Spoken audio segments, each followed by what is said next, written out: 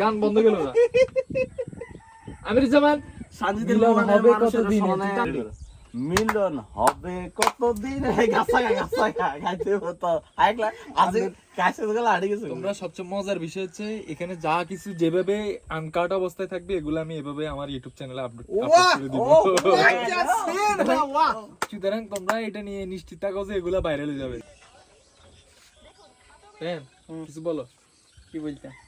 তুমি আজকে গরিব কিনছো এটা বলো।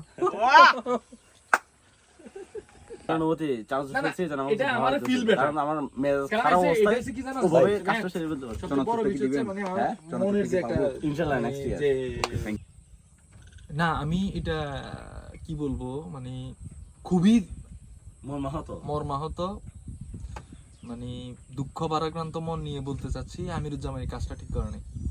ছোট ছোট বাচ্চা, 3-4টা বাচ্চা ছেলে চনাচুর খাচ্ছিল, কিভাবে এই চনাচুর গুলা ফেলে দেয়?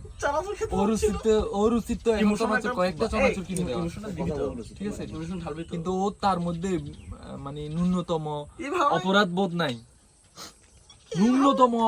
নাই। এই ধরনের এগুলা আমাদের সমাজে কি প্রতিক্রিয়া ফেলবে এটা আমি তো অবাক হয়ে যাচ্ছি বারবার। ও আবার এখানে আবার আমার সাথে সাথে মানে কথা বলার টাইমে ও একদম মিমিক্রি করতেছে, বিরক্ত করতেছে সে, মানে আমার এক মনের ভাব যে আমি প্রকাশ করব তার এই আচরণের কারণে আমি ঠিকভাবে এটা প্রকাশও করতে পারতেছি না। কেমন একটা ছেলে তুমি ভিডিও করে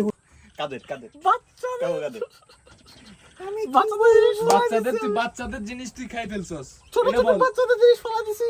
ফালা দিছস তুমি আমার ভাই হিসেবে এটা নিয়ে দাও। হ্যাঁ আমি তোমার ভাই হিসেবে নিয়ে দিব, তুমি এটা আমাকে গ্যারান্টি দাও যে তুমি